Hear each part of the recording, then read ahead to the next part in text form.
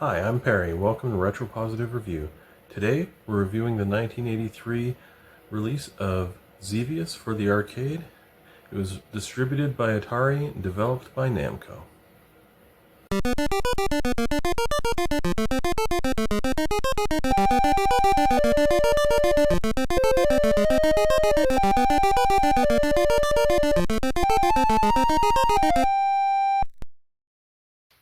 Okay, so when Xevious came out, it was a huge success in the arcades in Japan. It was the biggest hit they'd had since Space Invaders. It didn't do as well in the US, but it's still really good. Sold over 5,000 arcade cabinets in 1983 in the US, and it was popular, but just not as crazy a runaway hit as it was in Japan. The main developer here, I'm going to probably mess this guy's name up, so I apologize, sir. It's Masanobu Endo. Now, apparently he was brought in partway through development of this project, and he had to learn how to code on the job. So he didn't know how to code for this game. So he was brought in totally fresh, had to learn on the job, and he made one of the most influential arcade shooters of all time. So, I mean, that's a pretty cool story right there. I don't know how many people could do that on come in, take over a project, and oh, by the way, you have to learn the basic low-level coding procedures just to start the job. Must have been a daunting task for the man. It was ported to a lot of systems due to its success. So I'm just going to read off a list here because I don't have these all memorized. As well as the arcade, it came out on the Famicom and NES. It came out on the Atari 7800. It had releases scheduled for the 5600 and the 5200, sorry, and the 2600, but they never got released. It came out on the Amstrad CPC, ZX Spectrum, Commodore 64, and then finally the Apple II. Now, it did have releases on cell phone and other things like that in the future and compilations, but those were the initial classic releases.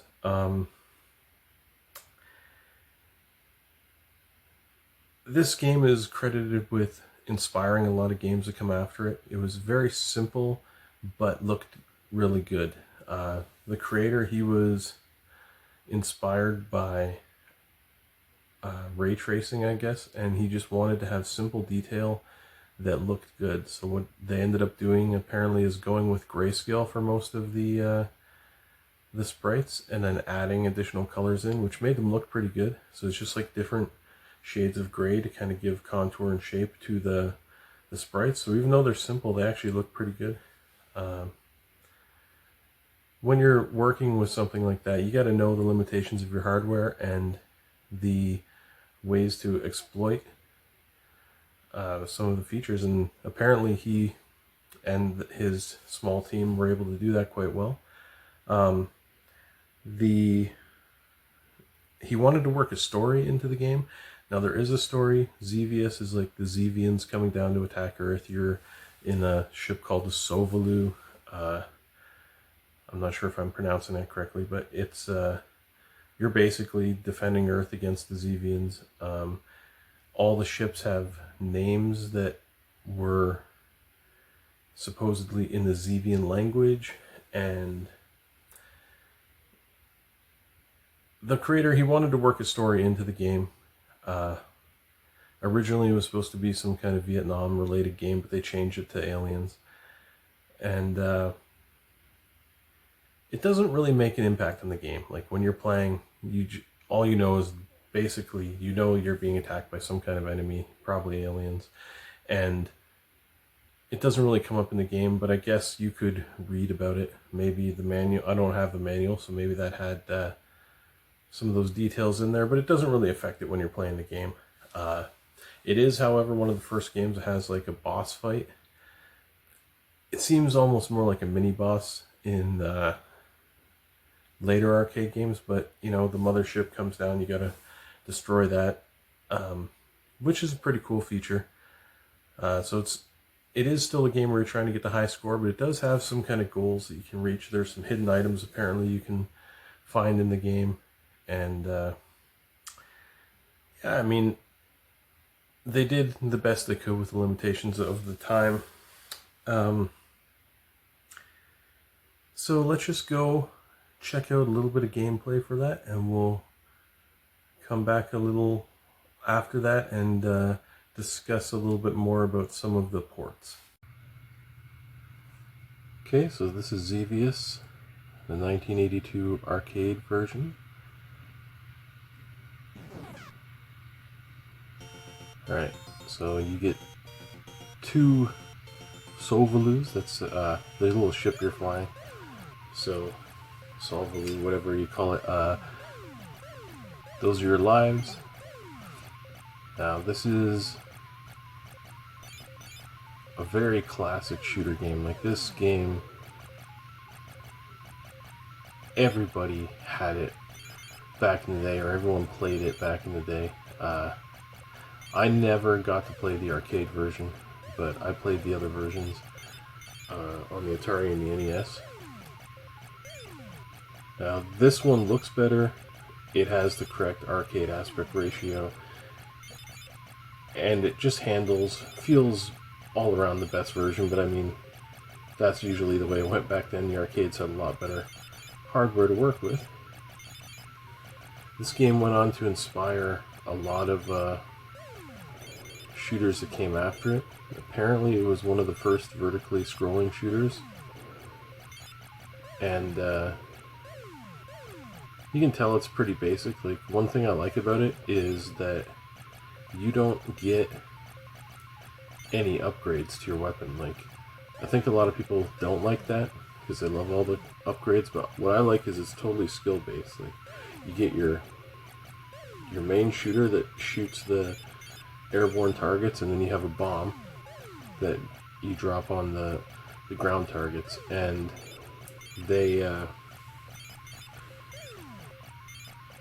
you know, if you take your eye off the air targets for a second to bomb a ground target, you know, you're risking getting hit. The other way around, same thing. So you really gotta play with skill in this game. There's no other way to really do it. Some games that came after this had such crazy power-ups that you can almost breeze right through, and I don't know, that can be fun, but it also can take the fun out of it. So I kind of like that aspect of it. And this game has no levels. It has 16 distinct sections, so if you die, I think it's like 70% through one of the sections, you'll start at the next section. And they just loop. Once you get to the end, you go back to the start, and it just gets harder. I've never made it that far, but apparently that's what happens. So those little, right there, those little balls with the red square in there, I never realized that what happens with those is they, the more of those you destroy, the slower the difficulty rises up. In fact, I think it lowers the difficulty slightly every time you destroy one of them. And I would have destroyed a lot more of those when I was younger had I known that. I used to just avoid them because they don't shoot at you. Yeah, it's one thing that is annoying about this game, and you'll notice that throughout this video I'll have the sound turned way down, is because the sound effects are fine, but the music, or you know, that doodle doodle doodle in the background, whatever the heck that is, that, I don't know if you call that a music or a sound effect in itself, but it's really grating, and it starts to annoy me pretty quickly, so I always play this with the volume turned down a little bit. I wish there was a way to turn that music off, but so far as I know, there is not. I would say that's the biggest downside of this entire game, and you really can get past it. See that ship? You can destroy the middle piece, or you can hit one of those 4 other red pieces around. I destroyed one of them. But you gotta hit the middle piece to take the ship out completely.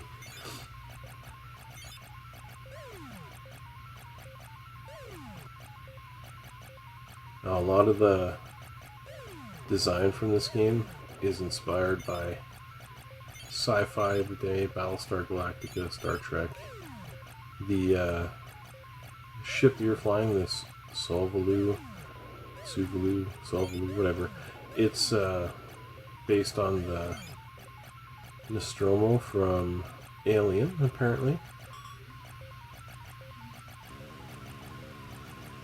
A lot of these games, old games, get inspiration from sci-fi. Okay, so hopefully that gameplay provided you with some idea of how addictive this game can be, and how it can just get you coming back time after time. It has a look that, even if you haven't played it, you may find familiar just because it inspired so many games in the future, and it just has a very classic style, just very well put together game. Now, let's check out one of the ports for Xevious. We're gonna check out the Atari 7800 port. This is we're not going to go into all the home computer ports and stuff like that. We're just going to cover the console ports. So we're going to check out Atari 7800. It is probably my least favorite version of the game, but still quite playable and enjoyable. And if all you had was the Atari 7800, I think you would have been more than happy with this. So let's go check out some gameplay for that. Okay, this Atari 7800 version is has lower graphics quality, obviously. This is an 8-bit system, so quite a bit lower than the arcade. You can see that in the graphical quality here, but there's still some pretty good detail for a 7800 game. And the port is pretty faithful. Obviously the aspect ratio changes. Very few of these shooter games from the arcade back in the day kept their aspect ratio when transferred to home console, so that's normal. Basically it's just squished down. There's not as much vertical room as there would normally be in the arcade, but you're able to compensate for that fairly well in this game. I owned this version when I was younger. I think I only owned about 5 Atari 7800 games. I said before that I owned about 200 games for the Atari. Now I had, out of those 200, probably 5 or so were actually 7800 games, because I was gifted my Ataris, and I believe when I got the 7800, whoever gifted it to me must have traded in most of the 7800 games, because they were still new enough to get traded in, whereas the older 5200 and 2600 games, like in the early 90s, there was no nostalgia for 80s video games or 70s video games. Like, they were worth practically nothing. No one would take them off your hands. No video game store would take them off your hands. So I'm guessing that that's why I only had 5. I never actually bought any Atari games myself. It's just whatever I was given, handed down, that's what I got. Now, one benefit about this version of the game is, because the Atari 7800 is less powerful, the annoying sound, or music, whatever you want to call it, I'm still not sure if it's sound effect or music, but it is less annoying in this version just because the sound quality is not as high, so it just doesn't grate on you quite as much as the other version. So I guess that's a positive. And one other thing that some people may like, some people may not, is that in this version, when you press the fire button, it fires your regular gun and drops the bomb at the same time. There is no way to separate that. So you're constantly dropping bombs. So sometimes when you're firing, you have to hold up for a second to get the right timing of the bomb. which can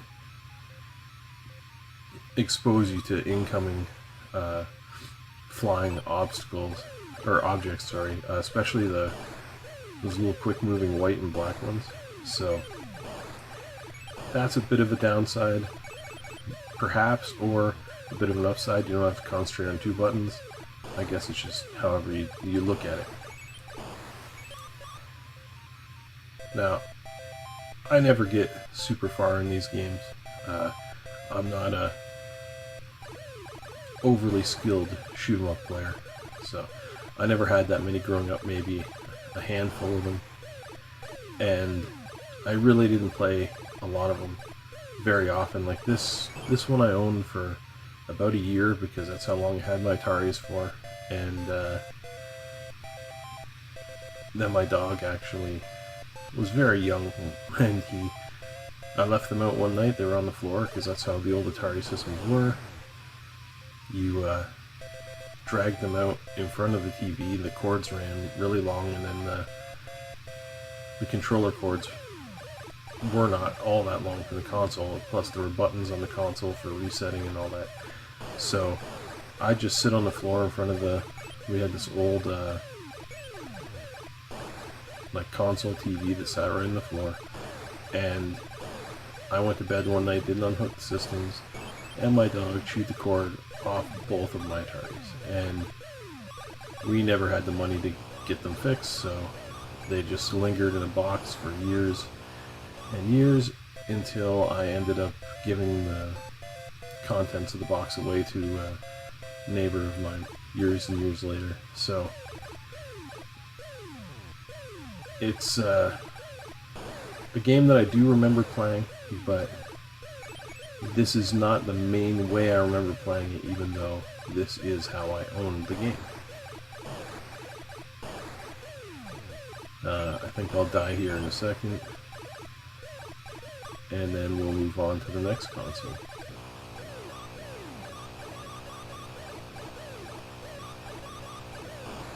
Yeah, that's it. Game over. Okay, so that was the Atari 7800 version. You can see the graphics are obviously not nearly as good as the arcade.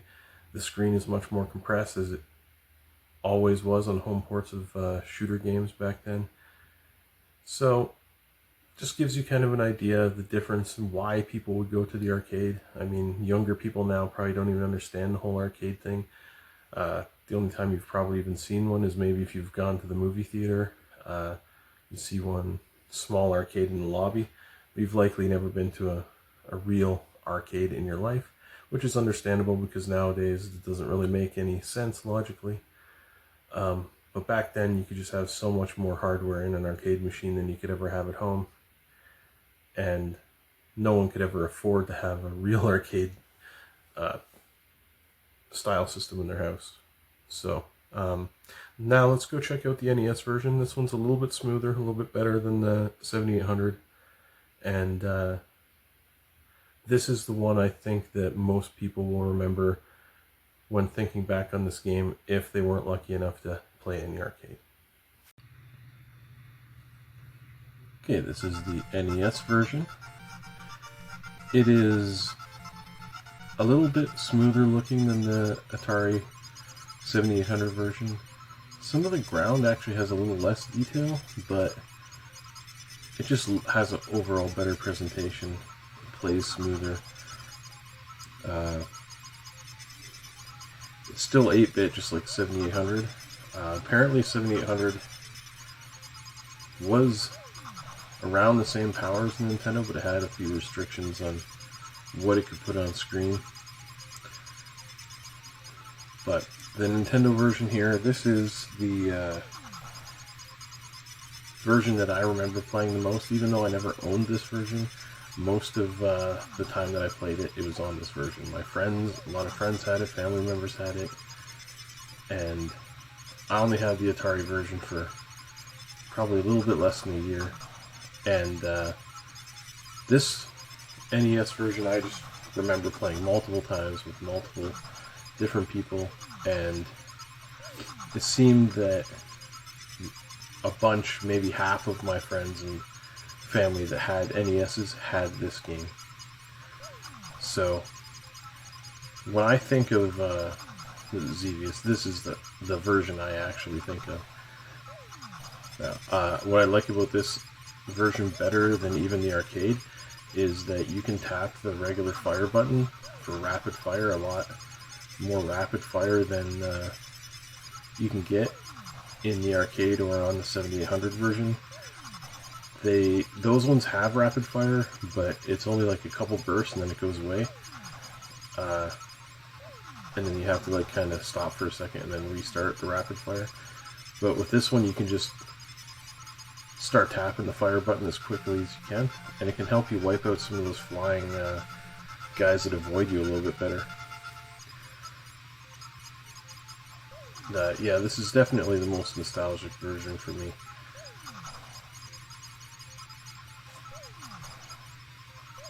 I probably remember playing it most with this friend Andrew that I had, and I don't know, he lived in the same like area as me, same complex, so there's like more poor people, but he seemed to have a lot more access to video games than I had. He had a Sega Genesis, he had a Super Nintendo, he had a regular NES, and he had a Game Boy. So he had a whole bunch of games and stuff for all those consoles. So I remember going over to his house. He had this up in his bedroom, and we played this one a fair amount. But what I remember the most about Andrew is these things right here. These like square, like monolithic looking things. He swore that he had blown one up one time, rapid firing at it or whatever, but he said he had sworn he'd blown one up. I forget what he said happened when he did it, but you know, it's one of those stories like everybody knows somebody that said they jumped over the flagpole in the original Mario, but you know, they never have proof of it happening. And of course, he never had any proof, so I didn't believe him for a second, but he was adamant. He was one of those guys that just, I don't know, he just liked to make up stories like that all the time. Here, when you see that 1-up in the top of the screen, that actually does not mean that you've gotten 1-up. It's an old arcade thing where that just means the first player's up.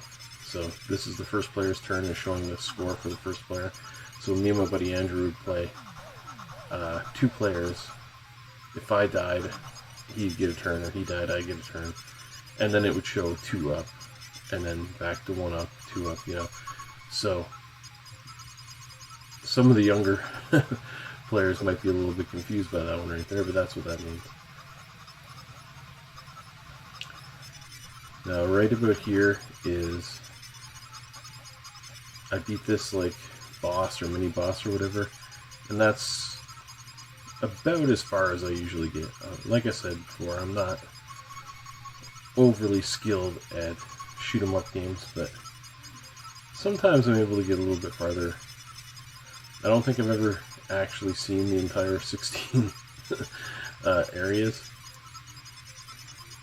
and I may never see them. I'll keep on playing though, because I love this game. It's one of those ones you can just toss in, play for a little bit, have yourself some fun, and then turn it off without having to spend too much time, but it's still enjoyable just for a quick gaming session. Or if you really want to get into it and really try for the record, you can probably play for a few hours pretty easily. I think I die right about here. Yeah. And that's it, because I die right at start up here.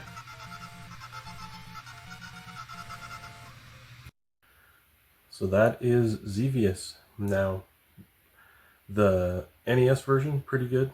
I have a lot of memories of playing that game. Like I mentioned, a lot of people had that game, I think it was one that became cheaper later on, and a lot of people just had fond memories of it, so they probably just picked up a bargain copy of it. Because I remember a lot of the time you'd go check out somebody's NES collection. Most people would have between like 5 and 20 NES games, depending on, you know, how late into the life cycle of the NES it was. And I find that the Mario games, you know, you'd have a couple of black box games in there, usually Excite Bike, you know, they'd have either Castlevania or Metroid or something like that. But this Xevious was always one of the ones that seemed to pop up. And I can't even say where I played it the first time. I can probably think of at least 15 different people's houses that I played this game at. So, pretty influential game. But this arcade version is definitely the definitive way to play the game. If you can get your hands on a meme copy of this game, I would go ahead and do that. Playing the 7800 version is more or less just for nostalgia, if you had it like I did growing up, or if you just want to go check out, see how things are. That's what a lot of things on this channel are. Like, I grew up not having a lot of money when like I went to the arcade maybe 5 times. Like, you count on one hand the amount of times I went before I was a teenager, and most of that time, my mom, she didn't want to give me money for the arcade. Like, she wanted to put food in my mouth. What a crazy concept. But, you know, arcade wasn't really on my radar. But you can go back like me and relive it through the NES and 7800 versions. But really, if you want to try this game, you've never played it before and you want to see the best version, check out the arcade version. Who this game is for, I would say anyone that likes shooters. This is a game that you need to check out if you haven't, because it is one of the ones that inspired so many into the future, and it's an early example of one that's actually good and still playable, still actually good to this day. Like, it's not just one of those games where back then it was pretty enjoyable, but now you wouldn't want to bother with it. I would say that the 7800 version kind of falls into that category. The NES one's still pretty decent even today. And I've never played this on one of the compilations, but it's been re-released in many different times. I mean, all games that are big cultural phenomenons, hits like this, of course they're going to have releases like that. I mean, in Japan it was so popular, I guess they used to have like high score competitions and things like that organized. So if you're a Japanese person watching this video, you almost certainly did see this or play this in the arcade back in the day. And it's going to be a huge nostalgia factor for you if you can find a copy of this. So yeah, newer shooter fans as well, who are just getting into the genre, this would be a good one because, like I mentioned, there's not a whole lot of complicated things, not a lot of power-ups and stuff you have to worry about. You can just kind of get into this game and develop your basic shooter skills, your ability to watch for projectiles and enemies coming from all different directions, and just kind of get used to the whole shooter thing without an overwhelming experience of difficulty. And yeah, so I think if you're not a shooter fan, you might not really get into this game as much because it doesn't have all that crazy flashy explosion all the time stuff. So this is probably a game for someone that is a shooter fan or is becoming a shooter fan that I'd recommend it for. Or anyone who just wants to go back and examine the past. This is early 80s arcade gem. I mean, the term's used too much, but it really is an early 80s gem that you need to check out. All right, thanks for coming out, and we'll see you next time.